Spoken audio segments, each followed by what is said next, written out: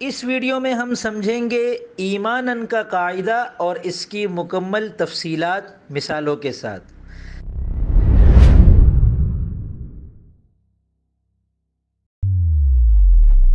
بسم اللہ الرحمن الرحیم۔ السلام علیکم ورحمۃ اللہ وبرکاتہ۔ میں محمد اسامہ سرسری۔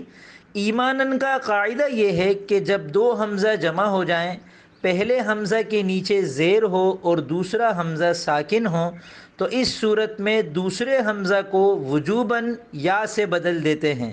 وجوباً کا مطلب یہ ہے کہ اب اس حمزہ کو حمزہ ساکن پڑھنا درست نہیں ہے، اسے یا ساکن پڑھنا واجب اور ضروری ہے۔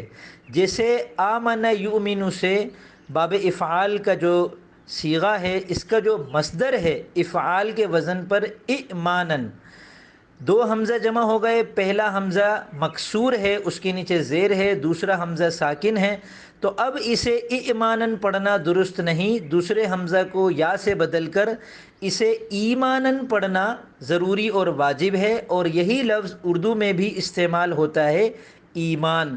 تو یہ آمنا یؤمن سے باب افعال کا مصدر ہے، اس کی جو یا ہے یہ اصل میں حمزہ ساکن تھا۔